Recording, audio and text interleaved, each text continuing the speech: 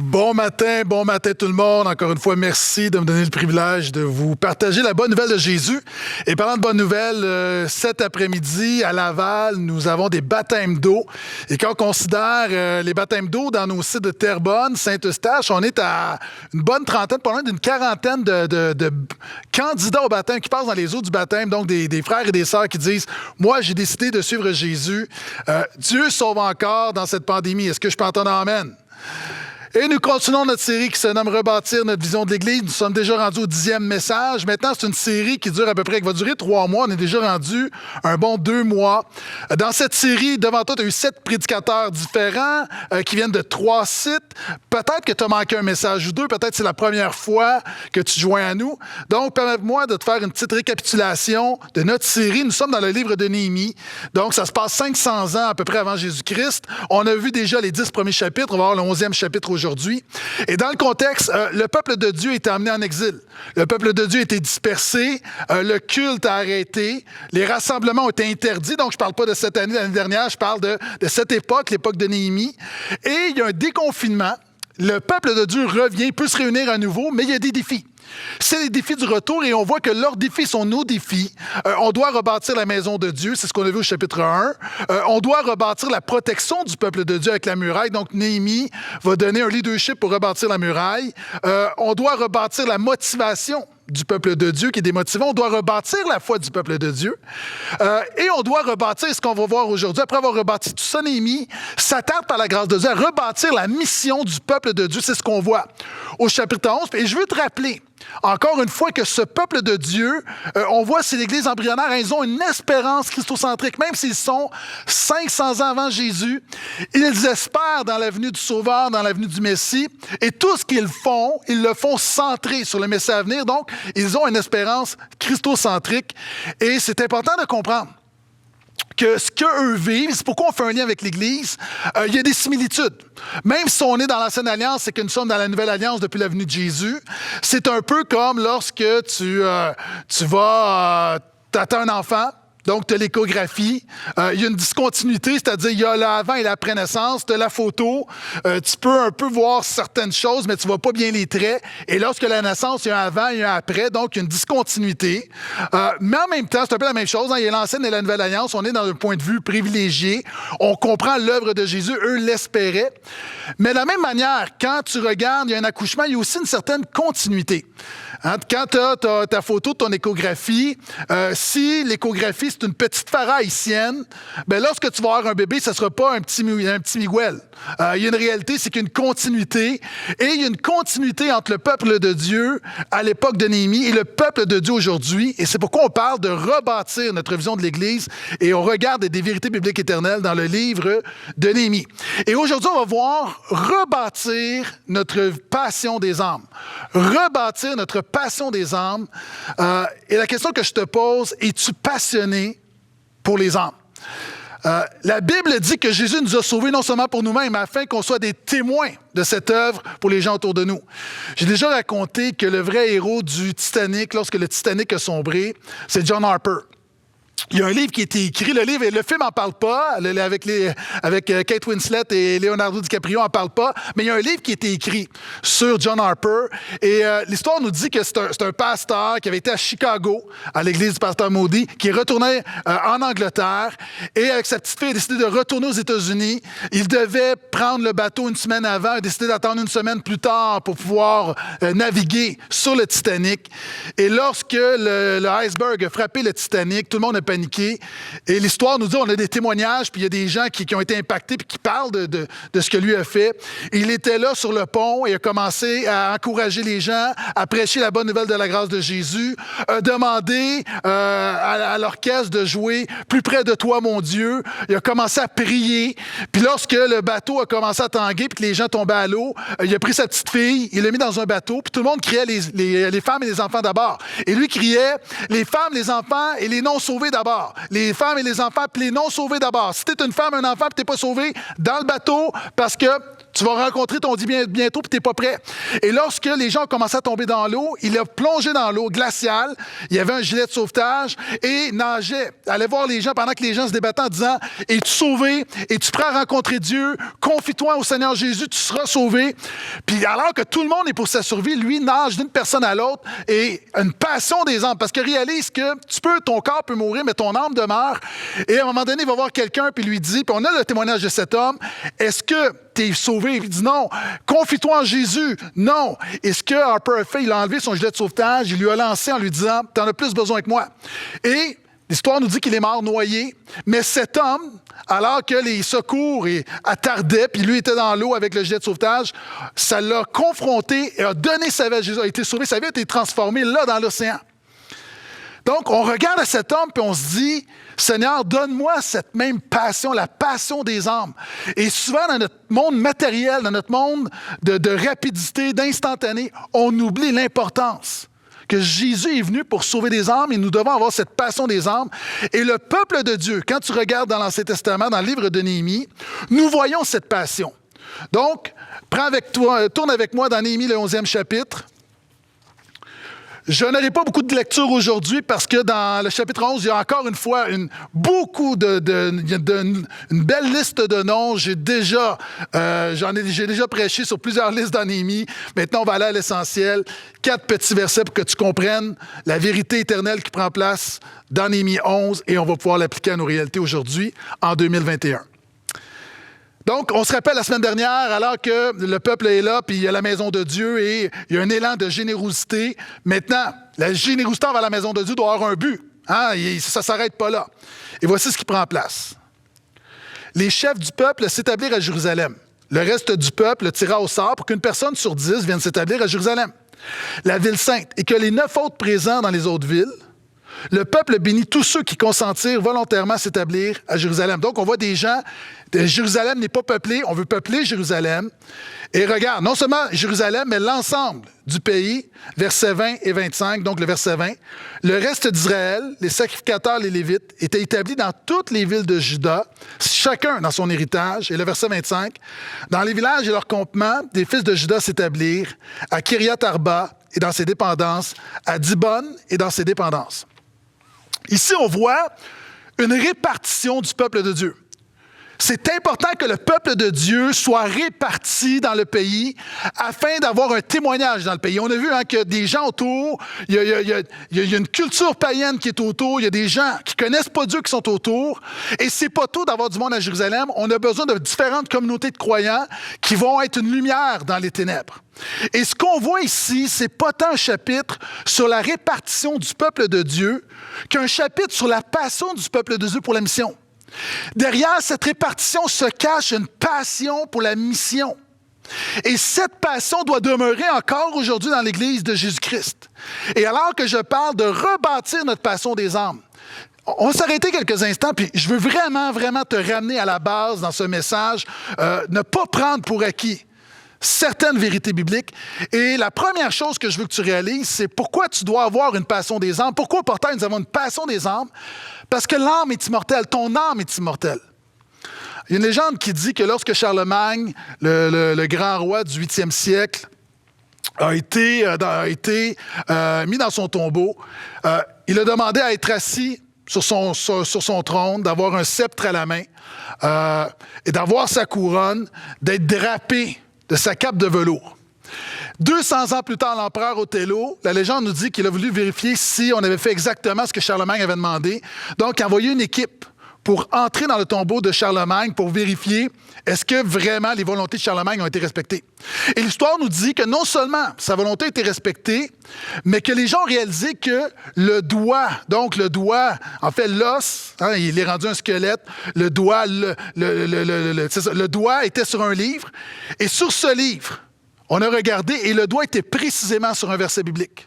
Et ce livre était ouvert dans Matthieu, le 10e chapitre.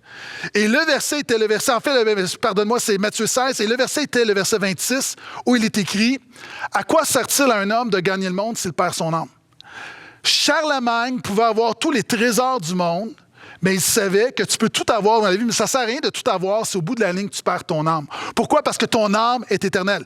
Et reste avec moi quelques instants, on va faire une théologie de l'âme pour que tu comprennes. Parce que c'est la base de la venue de Jésus. L'être humain est composé en deux personnes, en deux parties, le corps et l'âme. La Bible nous dit dans Genèse 2 que Dieu a pris la matière, a insufflé son esprit et l'homme est devenu une âme vivante. La mort, c'est quoi? La mort, c'est simplement la séparation de l'âme et du corps. Simplement. Mais ton âme est immortelle. Ton corps est corruptible, mais ton âme est immortelle. C'est pourquoi Jésus dit à un moment donné, donne une parabole d'un homme qui vit sans Dieu. Et Dieu dit à cet homme, cette même ton âme te sera redemandée. C'est pourquoi je dis toujours, j'avais déjà conseillé un jeune homme qui m'avait dit, moi, je ne peux pas venir à Jésus parce que j'ai vendu mon âme au diable. Puis je lui ai dit, mais tu ne peux pas vendre quelque chose qui ne t'appartient pas. Ton âme t'a été donnée par Dieu, a été créée par Dieu, et Dieu va te redemander ton âme. Donc, l'âme est immortelle. C'est pourquoi on voit dans l'Apocalypse, sur l'autel, dans le ciel, j'ai une vision de l'âme des saints. Pourquoi les gens voient seulement l'âme? Parce qu'ils attendent, et c'est le cas présentement, ils attendent le retour de Jésus pour la résurrection des corps. Mais en attendant, on a des bien-aimés qui sont morts, mais leur âme est immortelle. C'est vrai pour les croyants et même les non-croyants. L'âme des non-croyants est gardée pour le jugement. Donc, quand on parle de passion des âmes, c'est important de comprendre, on parle de quoi? Ton âme, elle est immortelle. Et quelqu'un dit, mais comment bien comprendre ça? Lorsque ma mère est décédée, mon fils me posait une question théologique que je raconte souvent dans les funérailles. Il m'a dit, papa, je ne comprends pas. On dit que les gens sont au ciel, mais on les met dans la terre. Wow! Super question théologique.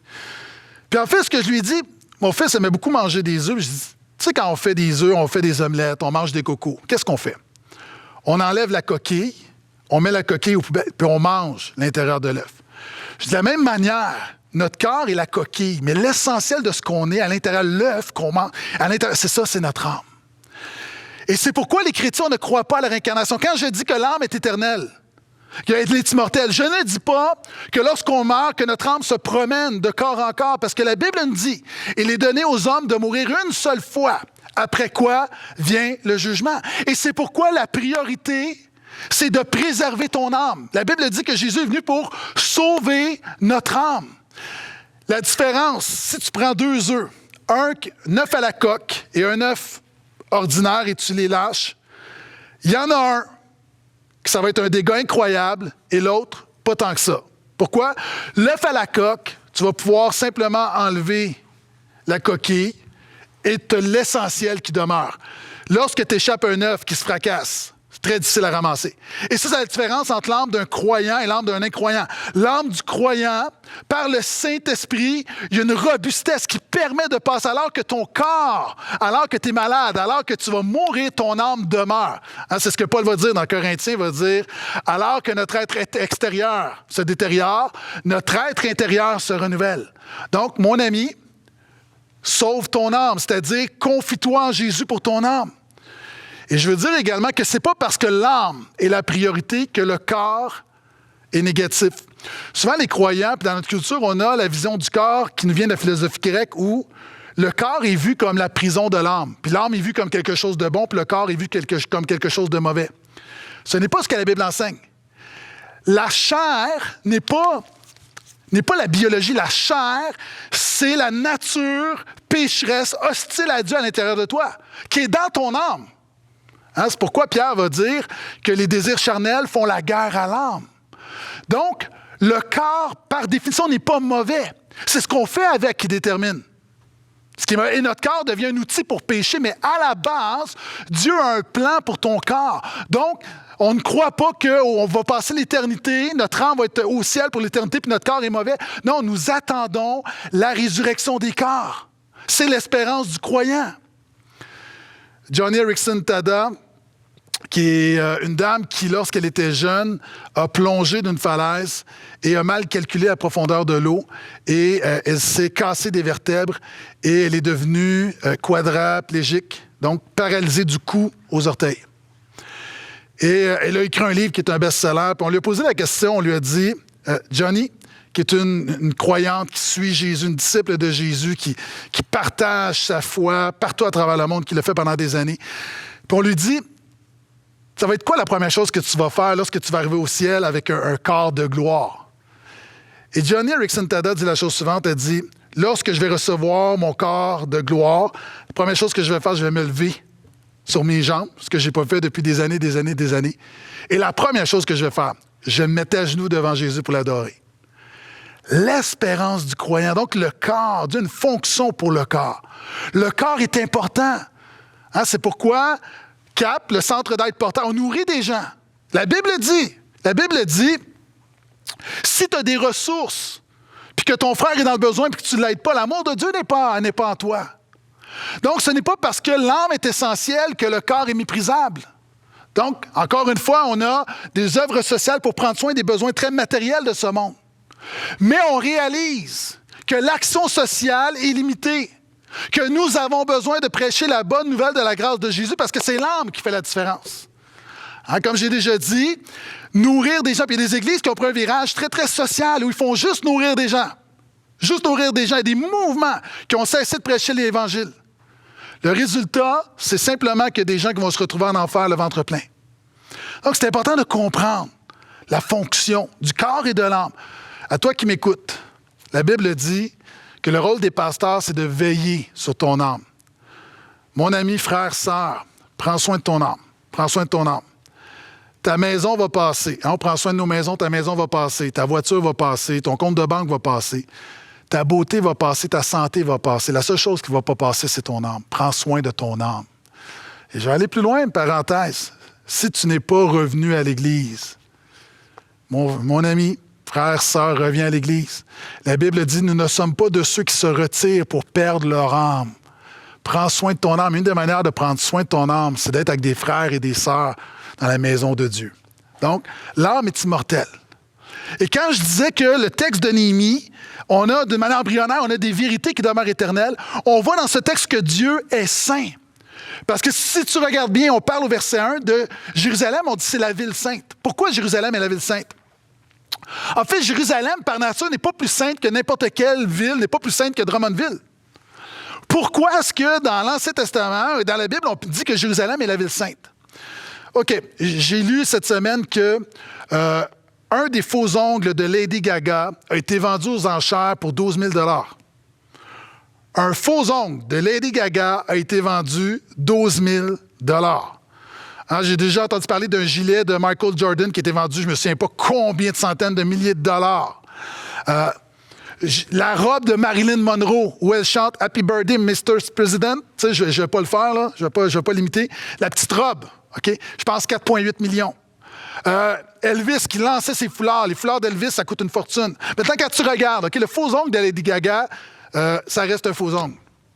OK, ça reste un faux ongle. Le foulard d'Elvis Presley, ça reste un foulard. C'est juste un foulard, ça ne vaut pas des millions. La même chose pour la robe, la même chose pour le gilet de Jordan. Ça ne vaut pas ce que les gens sont prêts à payer. Pourquoi les gens payent tant d'argent pour ça? Parce que ça a appartenu à une célébrité. La valeur de la chose est déterminée par le contact, la proximité qu'elle a eue avec quelqu'un qu'on vénère. Jérusalem est la ville sainte parce que c'est la ville que Dieu a choisie dans son plan. Dans l'Ancien Testament, tout ce qui est rattaché à Dieu est saint parce que Dieu est saint. Et pour bien comprendre la nécessité de prier, que Dieu nous donne une passion des âmes, on a besoin de comprendre que Dieu est saint. Et le peuple de Dieu, à l'époque de Néhémie, leur motivation, c'est la sainteté de Dieu. Ça veut dire quoi? La sainteté dans la Bible, ça veut dire que Dieu est mis à part. Dieu est dans une catégorie à part. Dieu est dans une classe à part. Le peuple de Dieu, à l'époque de Néhémie, connaissait son Dieu, savait que Dieu est un Dieu saint qui est hors catégorie. C'est un Dieu qui est auto-existant. Il n'y a pas de cause, il n'y a pas de commencement ni fin. Il est le « je suis ». C'est un Dieu éternel. C'est un Dieu qui n'a ni commencement ni fin. C'est un Dieu infini. C'est un Dieu que tu ne peux pas limiter, calculer, peser. C'est un Dieu qui est immuable. C'est un Dieu que tu ne peux pas empirer. C'est un Dieu que tu ne peux pas améliorer. C'est un Dieu autosuffisant. C'est un Dieu qui n'a pas besoin de rien, pas besoin de toi et moi, pas besoin de l'Église. C'est un Dieu qui se suffit à lui-même. C'est un Dieu qui est omniscient, qui sait ce qui s'est passé, ce qui se passe, ce qui va se passer et ce qui pourrait se passer. C'est un Dieu omnipuissant. C'est un Dieu qui peut tout. Dieu peut non seulement tout faire, il fait tout facilement, aisément, instantanément. Donc, c'est un Dieu qui est saint. Nous avons un grand Dieu. C'est un Dieu qui est fidèle. Et ce Dieu-là est saint. Et l'histoire biblique et ton histoire et notre histoire commencent en réalisant que Dieu est saint. Et la troisième chose, pourquoi c'est important d'avoir une passion des âmes, c'est que nous avons un Dieu saint, mais que notre monde est corrompu. Quand on regarde en Néhémie, on voit constamment, et dans le peuple de Dieu, et chez les païens, on a de multiples exemples que l'être humain est par nature pécheur, rebelle et hostile à Dieu. OK, voici le problème. Il y a un concept en théologie qu'on appelle la dépravation totale. Ça ne veut pas dire, quand on dit que notre monde est corrompu, ça ne veut pas dire que tout dans le monde est corrompu. Ça ne veut pas dire qu'il n'y a rien de bon. Quand on dit que l'être humain est totalement pécheur, ça ne veut pas dire que tu es 100% pécheur dans toutes les facettes de ta vie. Ça veut dire que le péché contamine tout dans ta vie. Ça ne veut pas dire que l'être humain est incapable d'un acte de bonté. Ça veut juste dire que même ton acte de bonté est contaminé par le péché. Par exemple, mon épouse aime beaucoup manger des fruits de mer. Moi, j'ai d'un milieu assez modeste, je vais le dire comme ça. On ne mangeait pas des fruits de mer. Donc, j'ai appris à manger des fruits de mer pour faire plaisir à mon épouse, puis je développe mon goût. Mais ce n'est pas naturel pour moi. Donc, quand je mange des fruits de mer, je veux vraiment faire une distinction. J'aime pas quand mes fruits de mer sont mélangés avec toute mon autre nourriture. Par exemple, des pâtes aux fruits de mer, j'en rafale pas. J'aime que les crevettes soient là, que les pétanques soient là, que les pâtes soient là, que la sauce soit là. J'aime bien séparer les choses. Et ça, on a l'impression qu'avec le péché, on est capable de faire ça. Hein, même le non-croyant, on connaît le mal. On sait que c'est mal, puis on pense qu'il y a des facettes de nos vies qu'on est capable de bien distinguer. Mais la Bible enseigne que le péché contamine tout.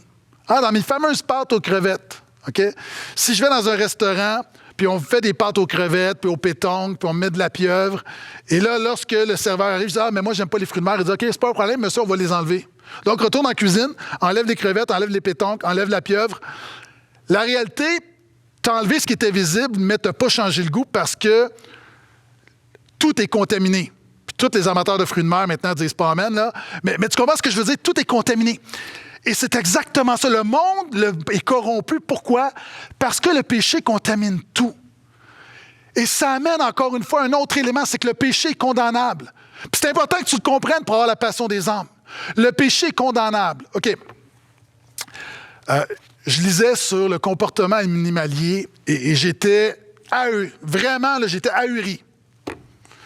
Lorsque je lisais, j'ai réalisé que les pandas sont parmi les animaux les plus irresponsables du monde. Est-ce que tu savais qu'une maman panda, si elle a des jumeaux, elle va en abandonner un? T'sais, on les voit, les pandas, c'est super cute, mais on voit que c'est des gens totalement irresponsables. Les ours polaires, il y a des petits nounours d'ours polaires, c'est tout mignon. Tu savais que les enfants peuvent manger leur mère. Leur mère qui va tout leur donner. Quand ils ont faim, ils vont manger leur mère. C'est des cannibales. Est-ce que tu savais que les canards sont reconnus pour leur violence conjugale? Tu vois les petits canards, tu te promènes puis tu vois les étangs, tu vas nourrir avec tes enfants, tu vas nourrir les canards. Les canards sont reconnus, les mâles, comme étant vraiment les pires au niveau des violences conjugales. Ils vont continuellement attaquer les femelles et même, ils vont tenir la tête des femelles dans l'eau pour faire semblant de les noyer, pour les soumettre. Est-ce que tu savais que les dauphins, c'est mignon des dauphins, les dauphins, c'est probablement l'animal le plus intelligent. Puis les dauphins sont reconnus comme étant des violeurs. Les dauphins violent systématiquement des dauphines. Et même, ils vont quelquefois, ils vont dévorer, ils vont tuer les enfants pour le temps, puis ils vont violer la mère. Maintenant, si tu es un être humain normal, il y a un sentiment d'injustice, tu trouves que c'est pas bien. C'est des animaux, mais c'est pas bien. Je pense qu'il y a personne qui dit non, c'est juste des animaux. Notre sens moral nous dit que c'est pas bien, puis tout à coup, je suis convaincu que ces animaux-là, la prochaine fois que tu vas les voir, il y a un petit quelque chose qui vient de changer. Maintenant, toi, tu te permets de déterminer ce qui est bien ou mal, d'établir ce qui est juste ou non envers des animaux, mais tu enlèves au Dieu créateur qui te crée lui-même, qui a créé le monde, de déterminer, lui, ce qui est bien et mal. Toi, tu te donnes le droit de déterminer, l'être humain se donne le droit de dire voici ce qui est bien, ce qui est mal, ou se donne le droit de dire voici, il n'y a pas de règle. Donc, juste de dire qu'il n'y a pas de règle, tu viens de fixer une règle. Mais tu enlèves à Dieu cette capacité, ça te dérange. Lorsque tu entends qu'il va y avoir un jugement dernier, ça te dérange. Quand tu sais qu'un jour, tu vas paraître devant Dieu et il va évaluer ta vie. La Bible dit qu'on va faire face au juste jugement de Dieu. Et la réalité, c'est que le péché est condamnable. Et c'est pourquoi l'enfer est réel. OK, mon ami, quand on parle de la passion des âmes, on parle de la mission de l'Église. On parle du péché. On dit, Jésus est venu. Pourquoi Jésus est venu? Bien, pour nous sauver du péché. OK, mais pourquoi nous sauver? Bien, parce que la colère de Dieu est sur nos vies. Oui, mais pourquoi la colère? Il arrive quoi? Bien, à cause de l'enfer. Et quand je dis c'est important de revenir à la base, nous n'aurons jamais une passion des âmes si on ne réalise pas que le monde est corrompu, que nous sommes pécheurs, que le péché est condamnable, justement condamnable. Dieu n'est pas capricieux et que l'enfer est réel. Lorsqu'on perd de vue la réalité de l'enfer, automatiquement notre passion des âmes s'atténue. Es-tu d'accord avec cette déclaration qui dit que même le plus petit des péchés mérite la damnation éternelle? L'enfer est réel, écoute-moi bien. Même le plus petit des péchés mérite la damnation éternelle. On a fait un sondage dans les dernières années et 54% des évangéliques nés de nouveau, sauvés par grâce, qui ont une Bible dans leurs mains, qui vont à l'église le dimanche, sont en désaccord avec cette déclaration qu'on a crue systématiquement dans l'histoire de l'Église. Donc, on est la première génération qui se croit plus brillant que nos ancêtres. Puis on dit non, ça c'est exagéré. Non. Même le plus petit des péchés nous mérite la damnation éternelle. Le nier, c'est d'avoir une vision non biblique de Dieu, du péché, de nous-mêmes et de l'œuvre de Jésus. Reste avec moi, OK? Pourquoi est-ce que l'enfer est réel? Puis pourquoi ton plus petit des péchés te mérite l'enfer? Parce que chaque péché est un affront, est une attaque directement contre Dieu. Même quand tu pêches contre les autres, ultimement, c'est Dieu que tu attaques. C'est pourquoi David va dire dans le psaume 51, « J'ai péché contre toi et contre toi seul. » Et même notre monde pécheur comprend que la gravité du péché est déterminée envers qui tu pêches. Il y a non seulement dans notre système juridique, mais un petit peu partout à travers le monde, ce qu'on appelle un crime de lèse-majesté. C'est un crime, ça veut dire que lorsque tu commets un crime, mais contre le roi ou la reine, c'est plus grave que si tu le commettais envers n'importe qui d'autre dans la société. Même notre monde reconnaît. Maintenant, la Bible dit que chaque péché, ultimement, c'est une révolte contre Dieu. Donc, un péché, le plus petit des péchés, mérite l'enfer éternel. Parce que tu attaques le Dieu très saint. Puis certains vont dire, oui, mais moi, je pense que Dieu devrait nous juger sur le nombre de péchés qu'on commet. Encore une fois, regarde notre système. Vous savez, souvent, on est deux poids, deux mesures. On vit dans un monde avec un système moral, et lorsque c'est le temps de l'appliquer à la vie spirituelle, on dit non, c'est pas pareil. Hein? De quelle autorité tu peux changer les règles? Par exemple, la Bible dit que celui qui est coupable envers un commandement est coupable envers toute la loi. Tu dis, ben voyons, c'est exagéré. OK? Supposons que tu commets un meurtre. On t'amène devant le juge. Essaie de plaider cette ligne-là, de dire, mais non, mais je ne commets pas de fraude, je n'ai pas commis d'agression sexuelle, c'est seulement un meurtre. C'est juste un meurtre. Non, un crime te rend coupable sur toute la ligne. Donc, de la même manière, un péché contre un commandement, un péché, en fait, c'est enfreindre un commandement de Dieu, te rend coupable sur toute la ligne. Donc, le plus petit des péchés te mérite la damnation éternelle. C'est non seulement, nier ça, c'est non seulement avoir une vision non biblique de Dieu du péché, mais de nous-mêmes. C'est qu'en fait, on croit qu'on est des bonnes personnes. Alors que la Bible te dit, là, c'est un miroir, elle te dit, mon ami, sans Jésus, tu es un rebelle, tu es un enfant de colère. Tu es un idolâtre.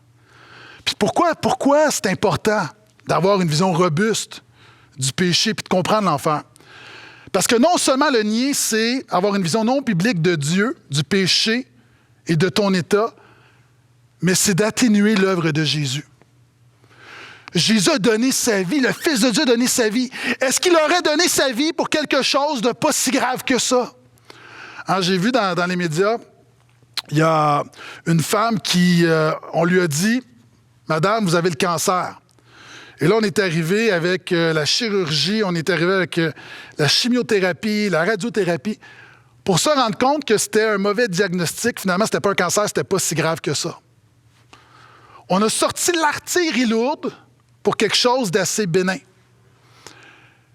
Nier que le plus petit des péchés te mérite la damnation éternelle, c'est dire que Jésus a sorti l'artillerie lourde de la croix pour quelque chose qui n'était pas si grave que ça.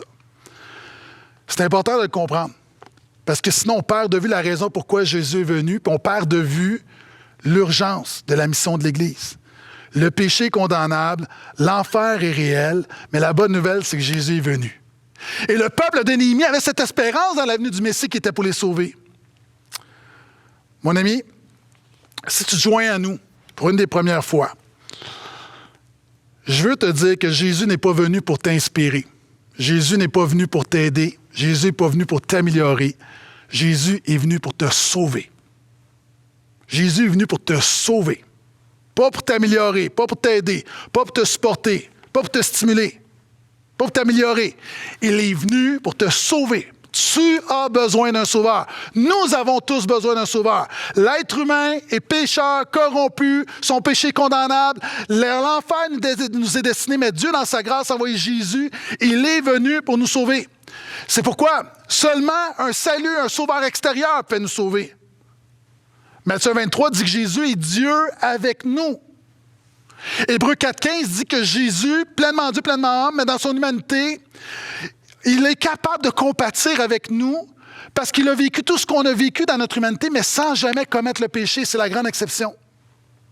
Et Isaïe 53,5 dit que le châtiment qui nous était réservé est tombé sur lui. Et à la croix, la Bible dit, dans 2 Corinthiens 5,21, que Jésus qui était sans péché était fait péché afin qu'en lui nous devenions justice de Dieu. Et la Bible dit dans Romains 1,4 que lorsqu'il est mort à la croix sans péché, il a été ressuscité, déclaré fils de Dieu avec puissance. Et Philippiens 2,10 nous dit qu'un jour, tout genou fléchira et toute bouche confessera que les Seigneurs à la gloire de Dieu le Père. Jésus est venu. Nous sommes tous en train de faire naufrage. Nous étions en train de faire naufrage. Et à toi qui m'écoutes, peut-être que tu penses que tu peux y arriver par toi-même. Tu dis, OK, c'est vrai que je ne suis pas parfait, c'est vrai que je ne suis pas à la hauteur, mais je vais m'en sortir par moi-même, par mes bonnes œuvres. Mon ami, tu es en train de faire naufrage, puis tu ne peux pas nager par toi-même. Tu ne vas pas y arriver. La Bible dit que nul ne peut se sauver par ses œuvres. Et la mauvaise nouvelle, c'est qu'on ne peut même pas s'entraider. Il n'y a pas un humain qui peut t'aider, qui peut te sauver. On est tous en train de se noyer, puis on en a déjà plein les bras avec notre propre péché, puis notre propre perdition, puis notre propre culpabilité qu'on ne peut pas aider les autres. 2 Pierre 2,19 parle de ces spécialistes mondains qui promettent la liberté alors qu'ils sont eux-mêmes esclaves. Car chacun est esclave de ce qui a triomphé de lui. Jésus a dit, vous êtes tous esclaves du péché. Donc, un esclave du péché qui te promet la liberté du péché, ça ne fonctionne pas. La seule personne qui peut te libérer du péché, c'est quelqu'un sur lequel le péché n'a pas d'emprise. Cette personne, c'est Jésus. Vous savez, pendant longtemps, je donnais cette analogie que l'être humain est en train de se noyer dans son océan de péché, puis que Jésus nous lance la bouée. Puis j'ai arrêté de faire ça parce que c'est pas exact. C'est pas ça que la Bible enseigne. Tu sais, parce que souvent je disais, Jésus te tend la bouée, prends la bouée. Puis quand tu lis la Bible attentivement, ça dit, tu n'es même pas capable d'apprendre la bouée.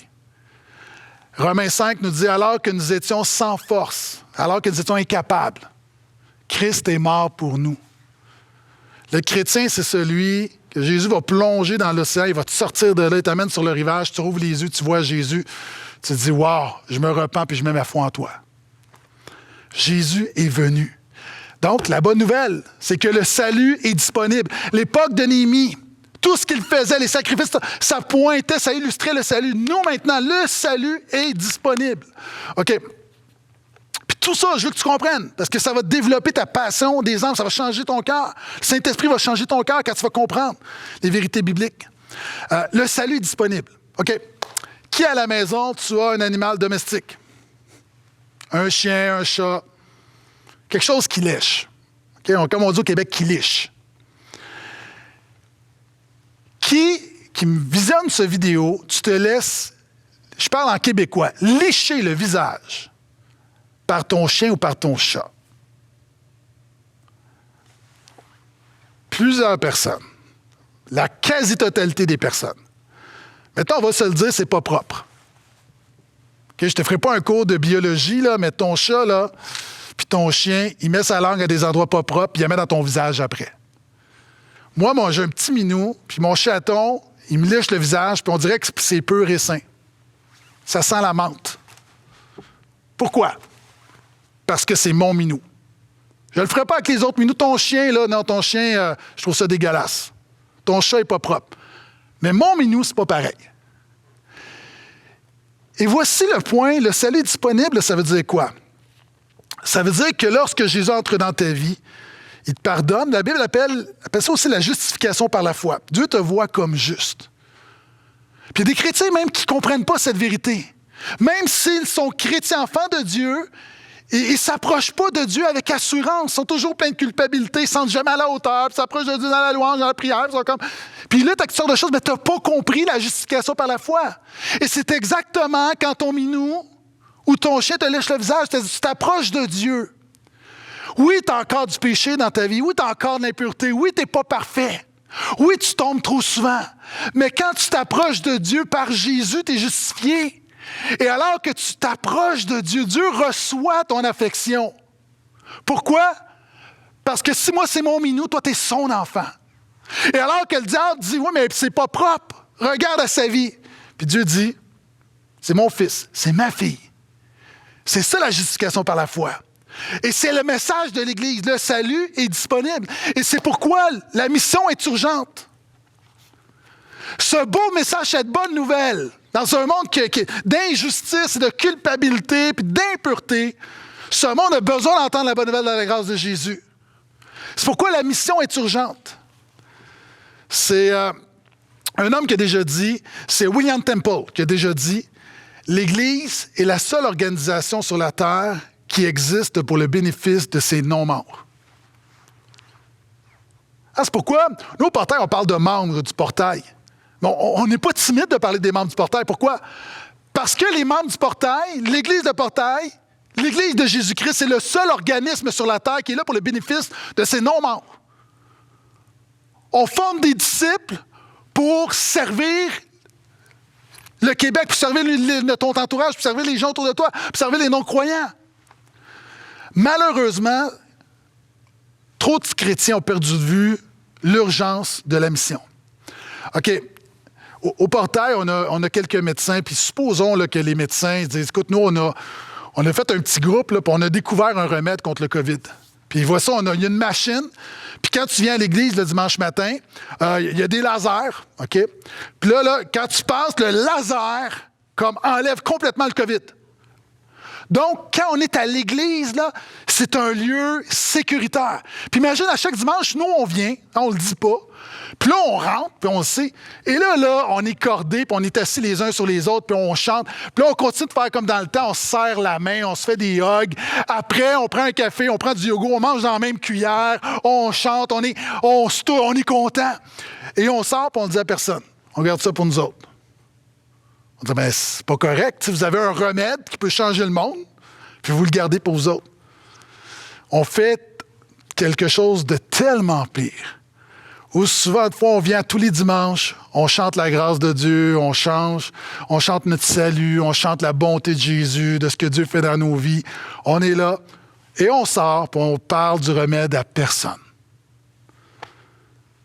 Le salut est disponible, la mission est urgente. Et c'est pourquoi l'Église est essentielle. L'Église est essentielle.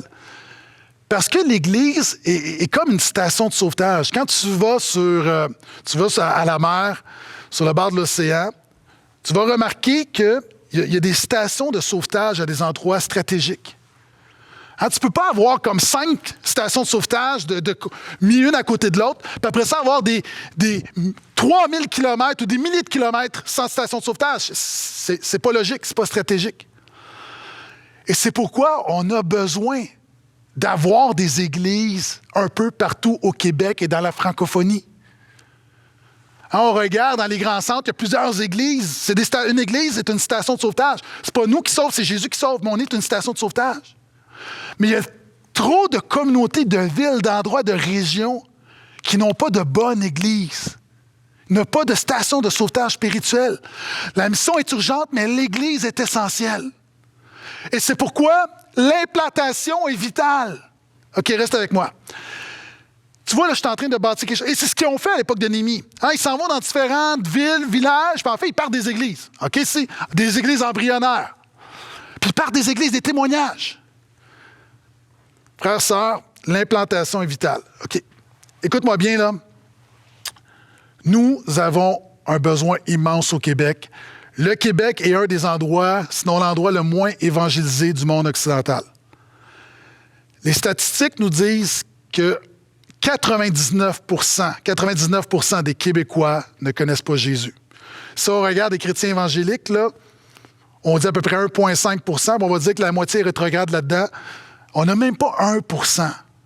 Parce que pour moi, là, que tu te dises évangélique, puis tu restes à la maison, puis tu ne vis pas Jésus, tu n'es pas un chrétien. Tu es un païen christianisé, mais tu as besoin de la grâce de Dieu qui bouleverse ta vie, qui t'amène à suivre Jésus au quotidien. 99 % des Québécois ne sont pas sauvés, sont en train de se noyer dans l'océan. Nous avons besoin de plus d'églises. J'ai lu une statistique qui disait qu'au Québec, nous avons besoin, dans la prochaine génération, dans notre génération, là, de 25 000 nouvelles églises juste pour être à niveau avec ce qui se fait ailleurs. 25 000! OK, puis là, tu dis, oui, non, écoute bien, là. Et là, il y a des statistiques, puis évidemment, là, j'ai fait mes recherches rapidement, c'est des statistiques que j'ai entendues à travers les années, puis s'il y a des gens, vous avez des statistiques vraiment plus précises, n'hésitez pas à me les envoyer, ça va me faire plaisir. Mais j'avais lu déjà qu'au Québec, il y a 600 églises. Et là, on parle qu'on en a besoin de 25 000. Est-ce que tu réalises, là? On a 600 églises au Québec. Et pour être capable d'avoir un minimum d'impact, là, on ne parle pas d'un réveil, on parle juste d'avoir que l'Évangile pénètre dans la culture de manière moyenne, on a besoin de 25 000 nouvelles églises. Et est-ce que tu savais que dans ces 600 églises, la moyenne est 75 personnes? Donc, peut-être que tu ne réalises pas, toi, tu es à l'église, toi, tu es là, tu es à la maison, tu dis tout va bien, mon ami, ça va pas bien. Nous avons besoin d'implanter des églises. Et non seulement on a besoin d'avoir plus d'églises, mais on n'a pas besoin de n'importe quelle église. Nous avons besoin de plus d'églises christocentriques. On a l'impression présentement qu'il y a un mouvement d'implantation au Québec. Je ne suis pas convaincu de ça. Je veux pas, puis je mets 3 paires de gants blancs, là, mais voici, je ne me censure pas. Il y a plein de mouvements d'implantation au Québec. Il y a des mouvements qui font bien leur travail. Il y a des mouvements où on a l'impression quelquefois, vous savez, le Canada anglais puis les Américains envoient de l'argent.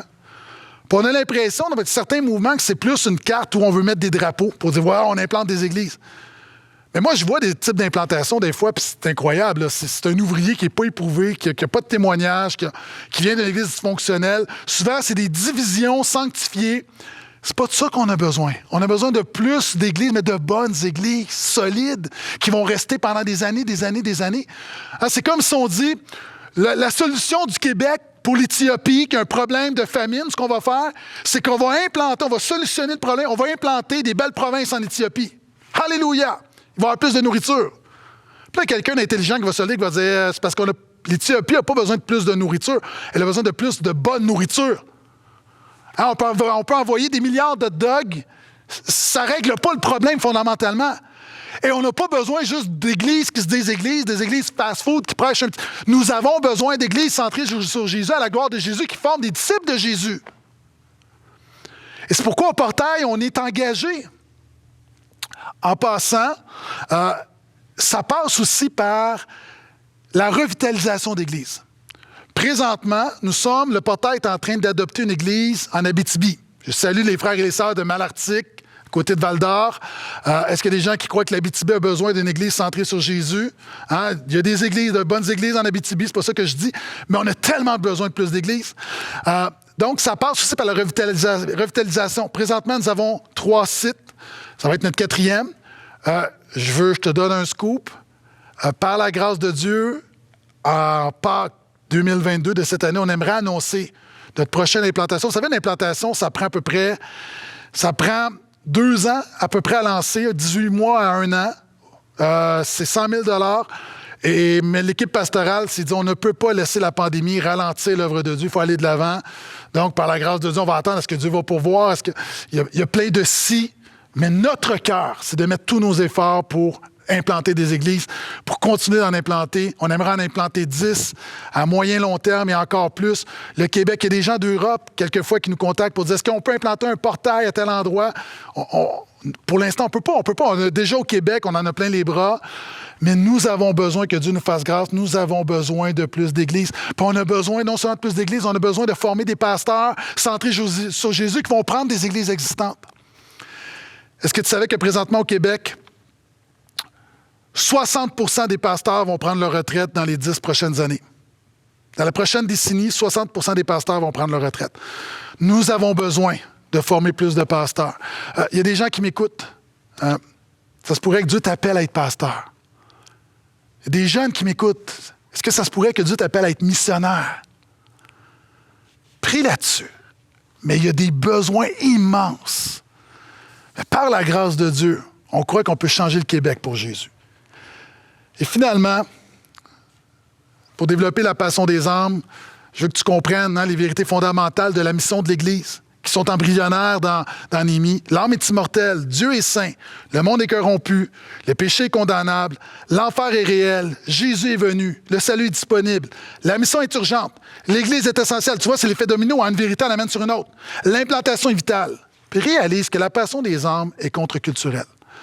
Il y a 2 ans, il y a un jeune homme qui a décidé d'être un missionnaire sur une île perdue en Inde.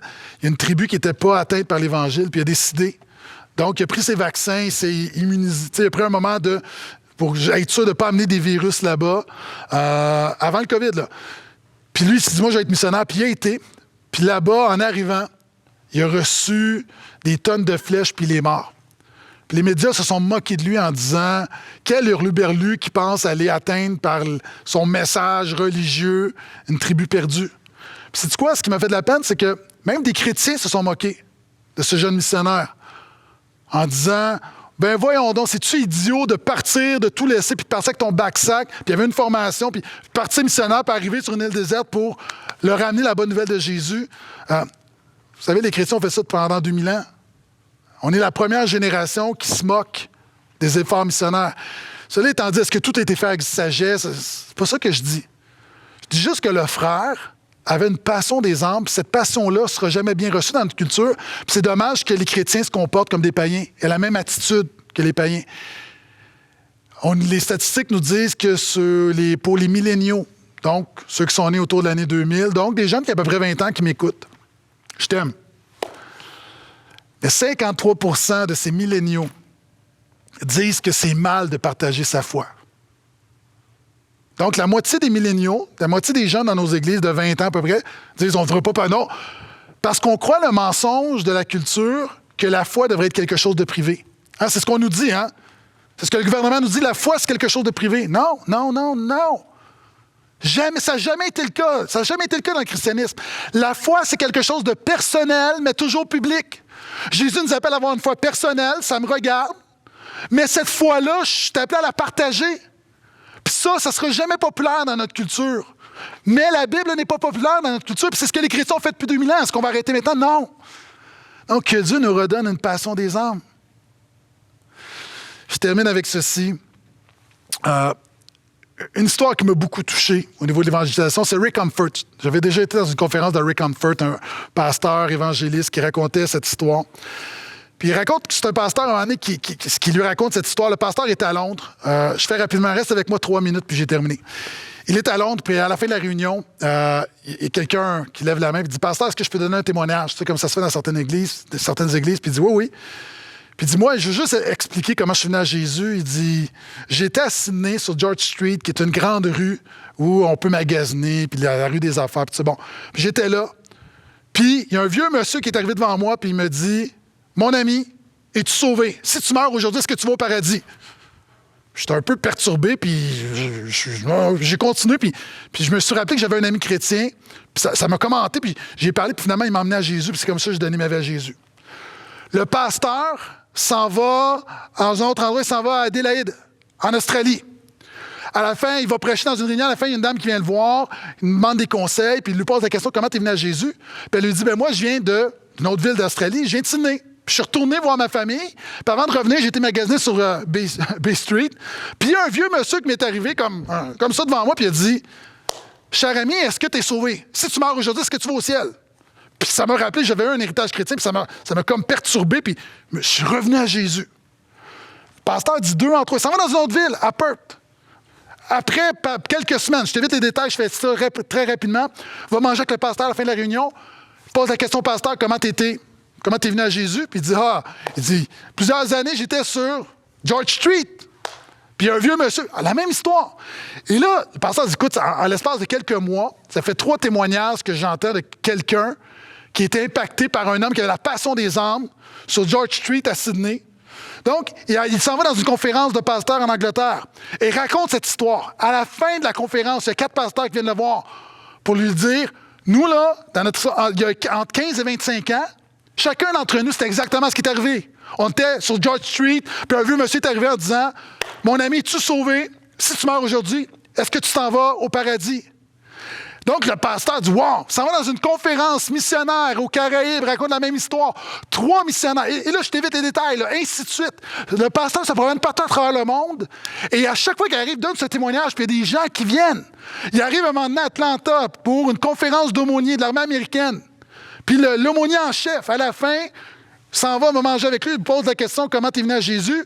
Puis lui dit, j'étais sur un bateau, on était à Sydney, j'étais chaud, j'étais sous, j'avais le goût de me battre, je me promenais sur la rue. Puis à un moment donné, je vois un vieux monsieur qui arrive devant moi, plein d'amour, puis il me dit, mon ami, es-tu sauvé?